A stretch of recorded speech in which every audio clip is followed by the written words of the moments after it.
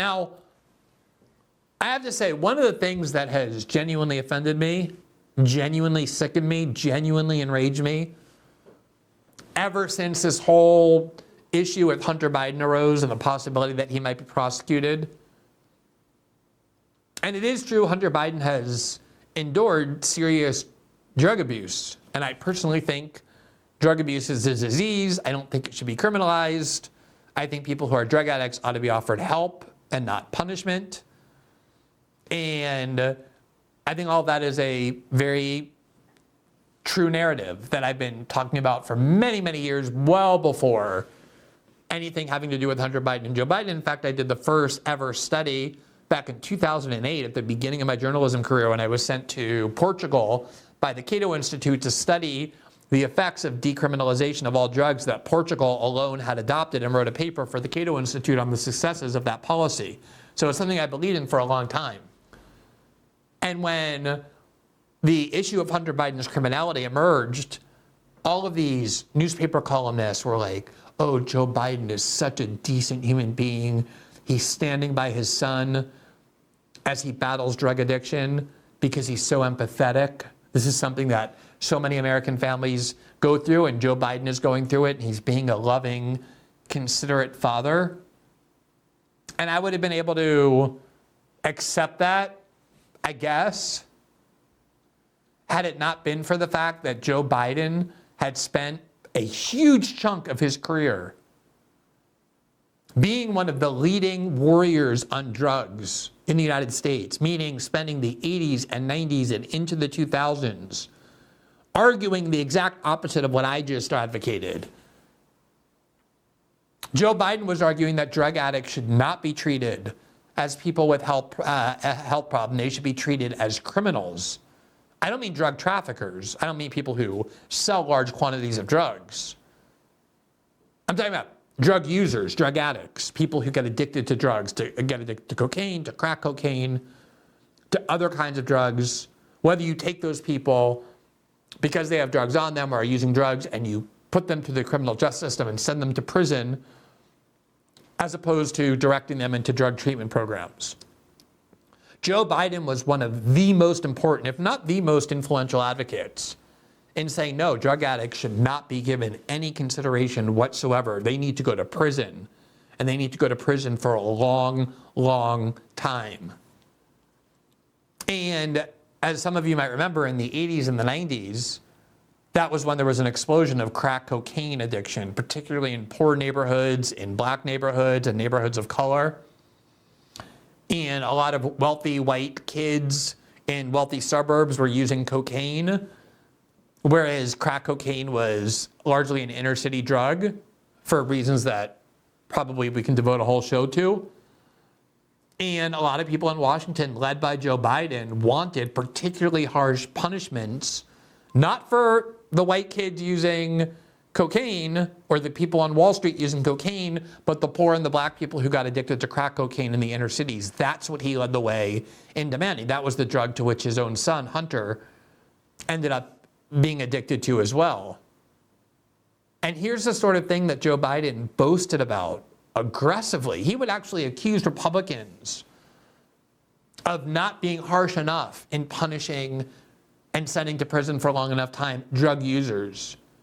Here's the sort of thing that Joe Biden was saying back in 1991. We covered this at the time this first emerged, when we were told that Joe Biden is such a loving, compassionate father. We should applaud him for protecting his son, Hunter, because of the compassion he's showing for drug addiction, which again, I would have been empathetic to had it not been for the fact that Joe Biden is responsible for sending thousands, if not tens of thousands of other people's kids to prison for a long, long time for doing exactly what Hunter Biden did. In fact, Hunter Biden did a lot worse. He didn't just use crack cocaine addictively, the way a lot of people who were sent to prison by Joe Biden's policies for a long time did, but he did these other crimes as well, from which he's now being protected. Here's the sort of thing that Joe Biden was saying on the Senate floor, as we covered when this first arose in June of last year. What makes this, just this part of the story, so repulsive to me is that Joe Biden has long been one of the nation's hardest core warriors on criminalizing addicts and punishing drug users. He's the architect of the prison state. Throughout the 80s and 90s, he prided himself on getting to the right of Republicans on questions of criminal law and drug use. He was adamant that drug users and drug addicts be sent to prison for many years, saying we're not doing enough to send addicts to prison. So when it came to other people's families and their struggles with addiction and their kids' struggles with addiction, Biden had no compassion at all. He wanted to send these people to prison for a long time. Here's Joe Biden in 1991 on the floor of the Senate giving a speech on exactly this question. Let's look at the facts. Since 1986, Congress has passed over 230 new or expanded penalties for drug and criminal offenses in this United States. 230 new penalties. And these penalties range from an automatic 5 years in jail for any person caught with a rock of crack cocaine, a piece of crack cocaine as small as a quarter. I don't have a quarter with me, but if you visualize what one looks like, yeah, I do have a quarter. If you have a piece of crack cocaine no bigger than this quarter that I'm holding in my hand, 1/4 of $1, we passed a law through the leadership of Senator Thurmond and myself and others, a law that says if you're caught with that, you go to jail for 5 years. You get no probation. You get nothing other than 5 years in jail. Judge doesn't have a choice. Now, the fact of the matter is, he's boasting of that. And no, I mean, I want you to think about that for a second. If someone gets caught under a law that he and Strom Thurmond of South Carolina, the longtime segregationist with whom Joe Biden had a very good relationship in the Senate, that's something Kamala Harris pointed out in their debate to accuse Joe Biden of being a racist before he chose her as his vice president. Under that law that Joe Biden was boasting about, if you have a piece of crack cocaine the size of a quarter, obviously purely for personal use, no possibility for intent to distribute or selling, because so many people were addicts. And crack addiction was one of the worst drug addictions seen in the history of narcotics. It was extremely difficult. It is still extremely difficult to break a crack addiction, even if you have access to the best rehab facilities and psychiatrists and medications, let alone if you are very poor and living in communities that are deprived, as was the case for most crack addicts. Joe Biden was so proud of the fact that he had sent so many people like that who did nothing other than use crack cocaine because they were addicts. They didn't have to steal in order to buy it. They didn't have to do anything other than possess a tiny amount of crack cocaine. We've seen videos of Hunter Biden with piles of crack cocaine. Imagine being the parent of one of the many, many tens of thousands of people, largely black and poor, that Joe Biden succeeded in sending to prison, as he said, for a minimum of 5 years with no judicial discretion, no parole, no possibility of early release for good behavior. You go to prison for 5 years. Imagine what that does to somebody's life. Simply by virtue of having been a drug addict, not having committed any other crime, not having harmed anybody else. This was Joe Biden's philosophy. It was his ideology. It was his career. It was the thing on which he built his presidential aspirations. That's why he was doing it. He sent enormous numbers of people to prison for doing far less than his own son did. And then never apologized for it, never rescinded his views on that. And then suddenly, when it's his own son, with every conceivable privilege in the world, a term that I try and avoid because of how overused it is, but if it applies to anybody, it applies to somebody whose father is the president of the United States.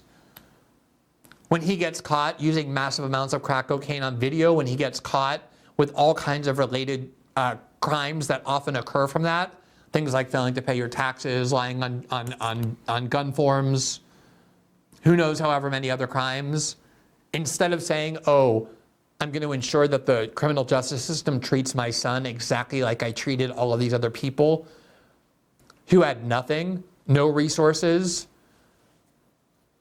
instead says, I'm going to pardon my son and make sure he never sees a minute in prison. In fact, doesn't even have a criminal record. That's what a pardon does. It erases the criminal record. It overturns the conviction. After spending a full year swearing up and down that under no circumstances would he do so, which became the basis for all of these liberal propagandists to herald him as a great person, to draw a contrast between him and Donald Trump. That's why I say there's few incidents that I think reveals just the utter depravity, the emptiness, the vacuity of all of this liberal discourse. Finally, this has all come crashing down on their heads so deservedly, and it's so good to watch because of how deserved it is. They've lived in this fantasy world where they've spoken only to one another, for one another. They've convinced each other of things that have no bearing, no relationship to reality. They've built up these insane narratives. Nancy Pelosi said 6 months ago that Joe Biden should be put on Mount Rushmore. They have convinced American liberals to revere the FBI, the CIA, the NSA, the Department of Justice, the entire U.S. security state. There was a new poll out today, in fact, that said that the FBI, that the faith that Americans have in the FBI have dropped to a new all-time low, 41%. And it's only that high because so many Democrats and liberals have enormous faith in these institutions, because they've been fed this mythology by these media liars for so many years that these sacred institutions do no wrong, that they have to be preserved and protected and not reformed. And it's why you're seeing now the people who Donald Trump is appointing, who have the greatest intention of radically reforming these institutions, those are the ones being most attacked. Because what Washington is about, more than anything else, is preserving the status quo in Washington, because the people who are succeeding and thriving want stability, want anything but any kind of radical transformation. But these people in the media have lost every ounce of credibility. They've lost their audience, they've lost their relevance. And I really believe at some point they're even losing faith in themselves. They cannot look at themselves in the mirror any longer. I mean, how can you watch yourself saying all these things, convincing people of it in the most high-minded and sanctimonious ways, only to watch Joe Biden turn around and just screw you so completely, and you don't even have the integrity to go on air and say that? Because you're so petrified that you're going to offend the tiny little bit of audience that you have left. These people are completely soulless.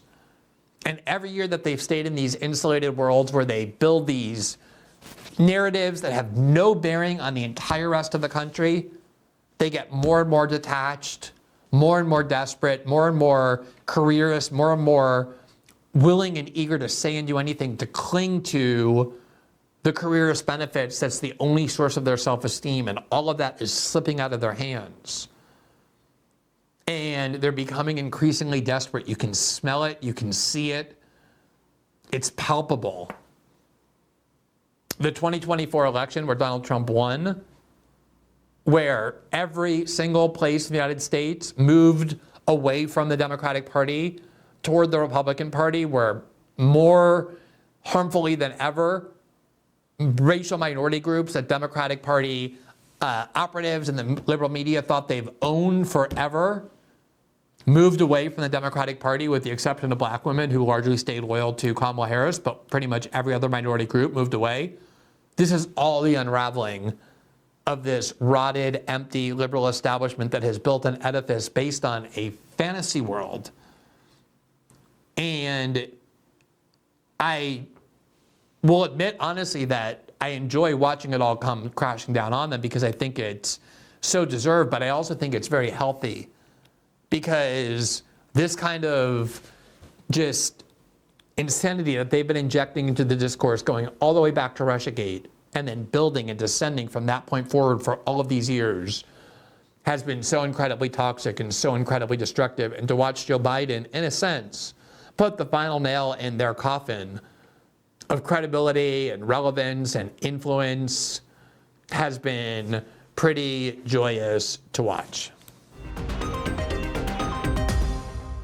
Thanks for watching this clip from System Update, our live show that airs every Monday through Friday at 7 p.m. Eastern, exclusively on Rumble. You can catch the full nightly shows live or view the backlog of episodes for free on our Rumble page.